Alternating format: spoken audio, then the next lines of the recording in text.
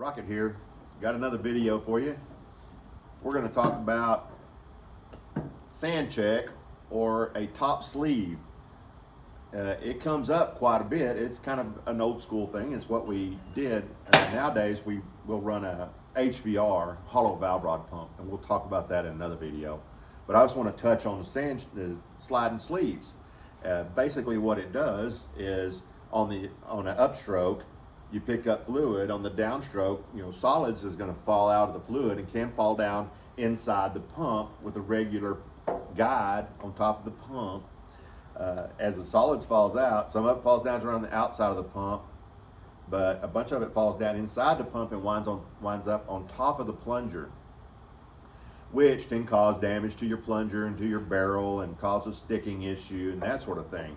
This sliding sleeve or sand check, as it goes on the upstroke, the valve rod, the friction of the valve rod picks this inner sleeve up. Hope you can see that. And on the downstroke, it closes off to keep the sand from falling down inside the pump. That's what the sand check was for. We also can use this for gas. It will seal off enough to hold back the hydrostatic fluid weight, that 3,000 pounds of fluid weight on that lower traveling valve, and get that valve to open up a little easier, okay?